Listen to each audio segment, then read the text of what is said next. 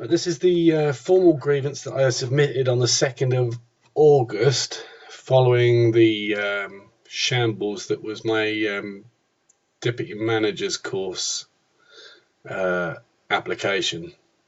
Not that there was anything wrong with my application, but after I was rejected by John O'Shea twice.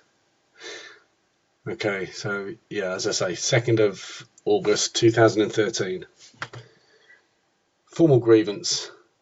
I recently applied for the advertised internal vacancy of, quote, Deputy Manager's course at Norwich Mail Centre, reference RML 051893, for which I completed and submitted my CV and the online application within the time specified.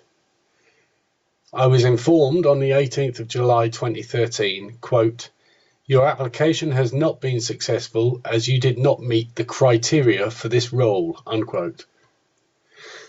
The hiring manager, John O'Shea, stated in an email dated the 25th of July 2013, quote, I can confirm that you did not meet the minimum essential criteria for the role and as a result have not been shortlisted, unquote. I contest the hiring manager's decision, and I disagree with his opinion that I have not fully met the minimum essential criteria by failing to fully answer certain aspects of the criteria on my CV submitted for this application. I feel that I have answered the first 3 points as much as the last 3 points of the criteria.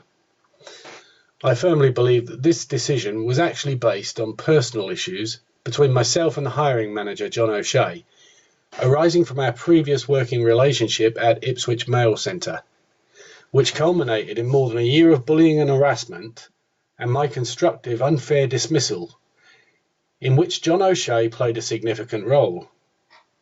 Following the successful outcome of an employment tribunal, J. Fisk versus Royal Mail Group Limited 2010, which led to an 11-page judgment by the ET, in which John O'Shea is personally named more than once, I was reinstated at Norwich Mail Centre at my request in order not to work with the managers involved in that case. There are now 2 of those managers working at Norwich Mail Centre, John O'Shea and Tony Salmon.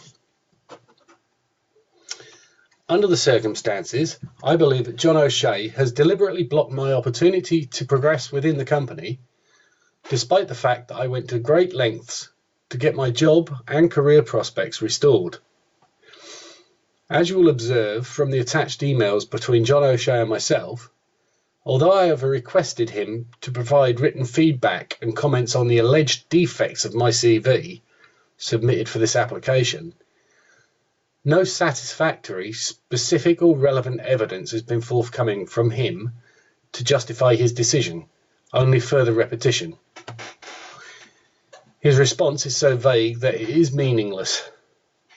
I believe any reasonable manager would recognise and value the qualities and skills that are demonstrated on my CV and the level of commitment I have displayed in my academic achievements, together with the years of experience I have within this company.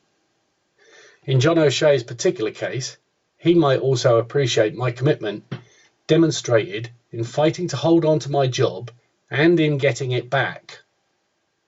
I feel that his decision amounts to an abuse of his authority and position, intended to deny my progression and to put me down. This has left me feeling humiliated, undervalued and inadequate, and it amounts to bullying and harassment again. As a person with the declared and established disabilities of dyslexia/dyspraxia, I feel that I have been discriminated against by not being offered an alternative forum in which to express myself other than the CV that I submitted for the advertised vacancy, although I feel that my CV was sufficient for the requirements of this vacancy, as do others I have shown it to since.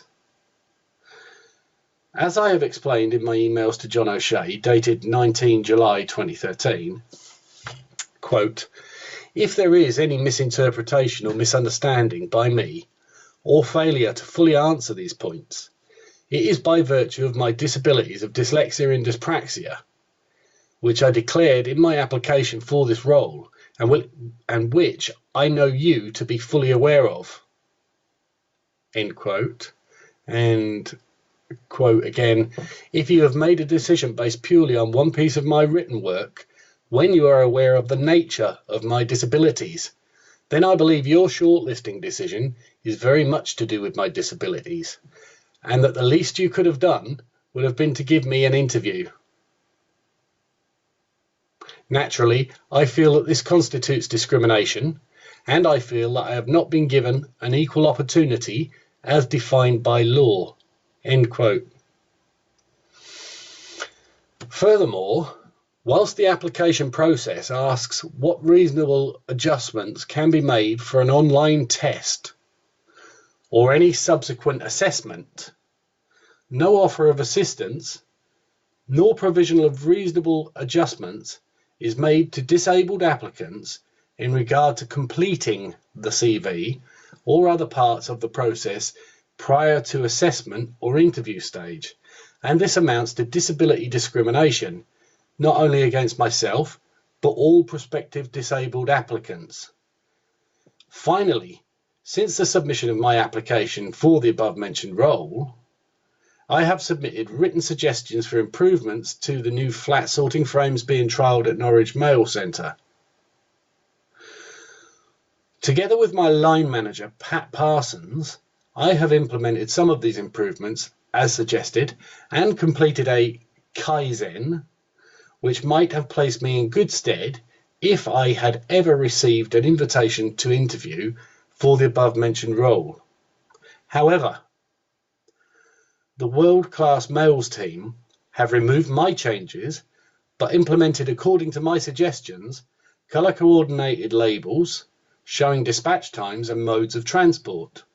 Yet when one of the managers responsible for the current trial of those frames attended a meeting with the world-class males team, it was asserted there had been little or no feedback or suggestions for improvements from the staff undertaking the trial.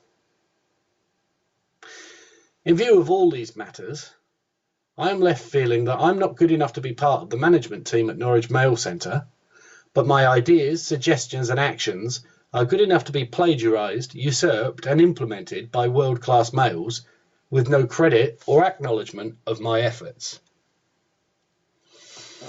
I wish these matters to be fully investigated by an impartial senior manager, and the decision of the hiring manager, John O'Shea, to be reviewed based on the CV that I have submitted and the job criteria supplied by him in his emails to me, copies of which are attached to this formal grievance.